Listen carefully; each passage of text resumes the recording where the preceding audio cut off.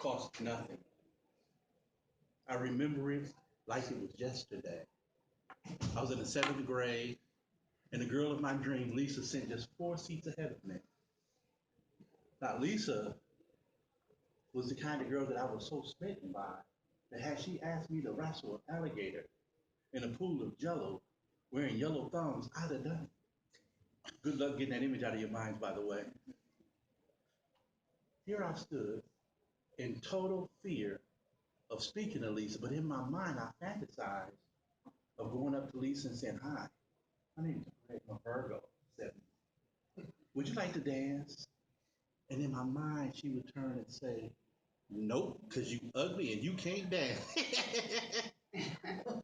I was sabotaging my own confidence before I ever spoke a word. Often I wondered what would have happened had I had the courage to speak to Lisa, but I never did. I never did nothing. What is the cost of nothing? Let me ask you guys a question. What do you think hurts more? To say something and regret that you did, or to say nothing and wish that you had? We want to explore this conversation a little bit today. What is the cost of nothing? We've all faced situations in our life where you may have had somebody being wronged in front of you or bullied in front of you, or you yourself may have been a victim of bullying, and you didn't find the courage to muster up the strength to resist for fear of the consequences. I remember distinctively my best friend growing up, Dino, he got jumped after school by the Franklin brothers. And I stood there and I watched my best friend get jumped. And I was afraid to jump in because the Franklins had 10 brothers in their family and 2 sisters, and the sisters could even outfight me. Mm. I was afraid if I jumped in, they was going to jump me too. Mm. Well, after the fight, Dino asked me, "Ray, why you didn't jump in and help me? You seen them fighting me." I said, "Dino, my mama told me don't be fighting no more. So I don't fight in the streets anymore." Dino laughed because he knew that wasn't true. He knew I was afraid. He knew fear had gripped me. The next day, Dino came to me and he said, "Greg, you know, man, don't worry about it. It wouldn't have made sense for both of us to got beaten up anyway. Let it go." He forgave me. But you know how that made me feel? All the loyalty he had shown me as my best friend made me feel as big as an ant. I'd rather had his wrath than his forgiveness. But that's what the cost of nothing will do to you sometimes. Mm.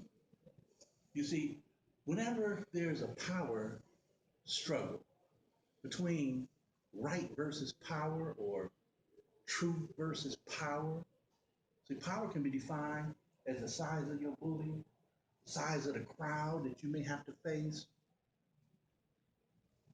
It's always the person that has the least amount of power facing an abusive manager or an unlawful policeman, that he has to find that courage within himself, or he's going to be left feeling abused, abandoned, and marooned within himself. What is the cost of saying nothing, of doing nothing? It's high. It's high to your character. History's pages are filled with the cost of nothing. Mm. The great parliamentarian Edmund Burke quoted it best when he said, "In order for evil to triumph, all that is necessary is that good men do nothing."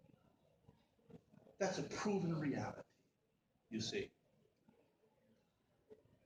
The Jewish Holocaust survivor, Rabbi Borowitz, he said that of all the evil he had seen inside of those death camps, from the train loads of human bodies that were being destroyed, from the ripping away of the hope of children and leading them into catechisms of despair, from the massive abuses of rape and starvation of human beings. He said of all these evils that he had saw, the greatest evil was still silence of those men and women who knew but said nothing. Hmm. What is the cost of nothing? I think we paid a cost for nothing for far too long and far too wide. But it's not that there hasn't been men and women who had brave countenances that stood up in Times pages and called from mountaintops to fallen humanity to please relinquish your wickedness, turn from your evil intentions. And many times these voices that rose were stifled with murder. They paid with their lives to have their voices heard.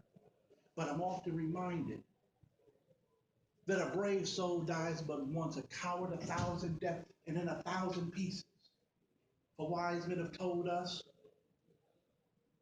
that silence is golden. But I say, no, no, no. Sometimes it's merely yellow. What is the cost of nothing? You see, I paid that cost a long time ago, and I've learned, for me, that that's too high of a price to be paid. I can't let myself shrink piece by piece from existence. On my judgment day, when I'm asked, Greg, what did you do with the life I gave you?